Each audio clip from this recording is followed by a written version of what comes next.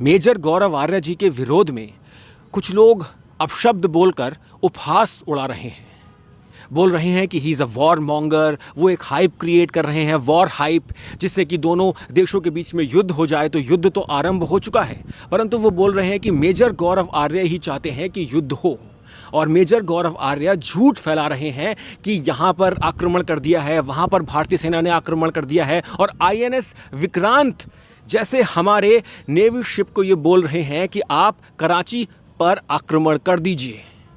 तो दोस्तों, पहले तो हमें यह समझना होगा कि मेजर साहब युद्ध नीति में आपसे और मुझसे अधिक पारंगत हैं। वो जानते हैं कि वो क्या कर रहे हैं। ये हमारे देश की ही नहीं, सभी देशों की ऐसी ही युद्ध नीति होती है। जो हमारे न्यूज़ चैनल्स कर रहे हैं, जो मेजर साहब कर रहे हैं, ये वॉर टैक्टिक्स हैं। महाभारत के युद्ध में इसे विदुर नीति के रूप में जाना जाता था। मेरे बच्चे, मैंने तुमसे कहा था, रणभूमि में युद्ध हो उससे पहले मनोभूमि में खेला जाता है। ये जो वक्तव्य आपने सुना, ये भले ही मामा शकुनी ने बोला हो, परंतु ये विदुर नीति है।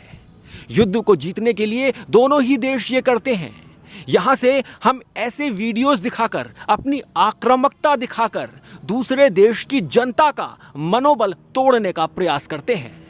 देश की जनता का मनोबल टूटेगा तो देश में गृह युद्ध आरंभ हो जाएगा। ये एक प्रयास होता है और ये हमारे मीडिया हाउस भी कर रहे हैं और मेजर साहब भी कर रहे हैं।